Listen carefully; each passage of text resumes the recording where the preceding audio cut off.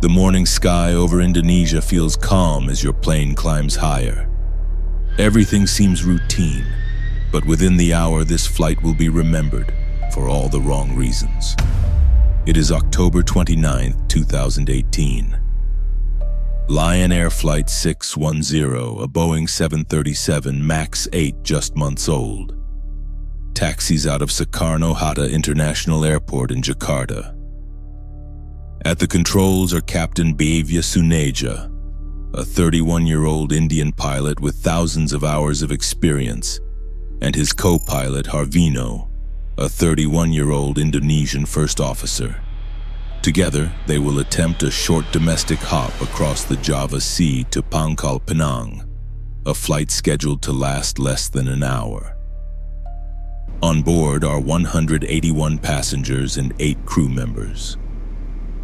The cabin is filled with everyday life. Workers headed to the tin mining city, families traveling after the weekend, and a handful of children pressing their faces against the windows.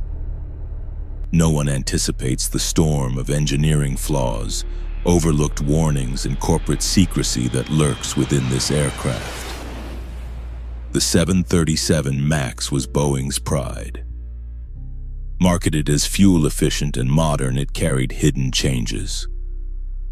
Among them, a software system called the Maneuvering Characteristics Augmentation System, or mcAS. Few outside Boeing even knew its name. Fewer still understood the power it could wield. At 6:20 a.m., the jet begins its takeoff roll down runway 25. The engines roar, wheels leave concrete, and the nose tilts skyward. For the passengers, there's only the familiar push into their seats. For the crew, the climb is the most dangerous phase of any flight, but they expect their machine to behave. The truth, this particular aircraft had already reported technical issues on its previous flight. Faulty sensors had triggered confusing warnings. Mechanics cleared it for service anyway. As the coast of Java recedes beneath the wings, Flight 610 carries within it both promise and peril, and the countdown to disaster has already begun. Almost immediately after liftoff, the cockpit fills with dissonant signals. On the captain's side, the altitude reading shows something entirely different from the co-pilot's display. Airspeed indicators don't match either. A stick shaker, that violent vibration of the control column warning of a stall, erupts beneath Captain Suneja's hands and refuses to stop. The noise is deafening, rattling through bone and nerve, demanding attention. The aircraft is climbing, but the instruments paint two conflicting realities. For pilots, trust in instruments is everything. Yet here, each glance raises more doubt. On one screen, safe altitude. On the other, a dangerous drop. Which one is lying? Behind these discrepancies lurks a single faulty angle of attack sensor mounted on the nose of the plane. It has been damaged, possibly during maintenance, sending corrupted data straight into the heart of the new mcAS system. The computer interprets this false input as a sign that the aircraft's nose is pitched too high, at risk of stalling, and mcAS is programmed to act on its own. Suddenly, the nose jerks downward. Startled, the captain pulls back, regaining altitude. A few seconds later, another automated command shoves the nose down again. It is subtle at first, a nudge, but unmistakable. The pilots counter, trimming the stabilizer, leveling the plane. Relief is brief. The system quietly resets, waiting, and then commands yet another nose-down dive. Inside the cabin, most passengers feel only an unusual series of dips, like driving over unexpected bumps. Some glance around, puzzled. Others clutch armrests. Flight attendants reassure with practiced smiles, though unease spreads. Up front, the warning alarms stack atop one another. Altitude disagree, speed disagree, stick shaker still rattling. The captain and first officer are not facing a single problem. They are facing a storm of contradictions. The systems meant to protect them are instead eroding their focus. And the real battle has only just begun.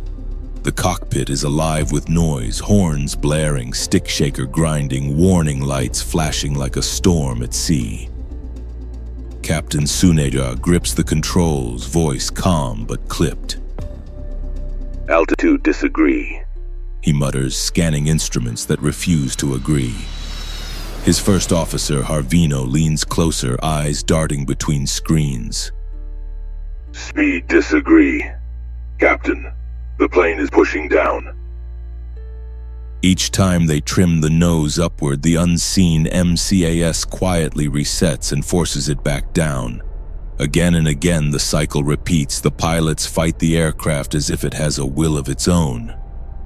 At one point, the captain radios Jakarta air traffic control. Flight control problem. Request to maintain altitude. The controller acknowledges, granting permission, but their words cannot quiet the chaos inside. Passengers begin to notice more than turbulence. The dips are sharper now, the climbs steeper. Overhead bins rattle, a few bags tumble loose. Mothers hold their children closer. A businessman grips the seat in front of him, eyes wide. Flight attendants move quickly, strapping into jump seats when the jolts grow violent. In the cockpit, frustration cuts through. The co-pilot calls out speeds that don't make sense, and the captain demands re-trimming, hand flying with sheer strength. At one point, their breathing grows heavy, audible over the cockpit voice recorder. Still, they do not panic. They are trained to fight, to troubleshoot, to keep their voices steady, even as the aircraft feels less like a machine and more like an enemy. Runaway stabilizer checklist? Harvino suggests, thumbing through memory items.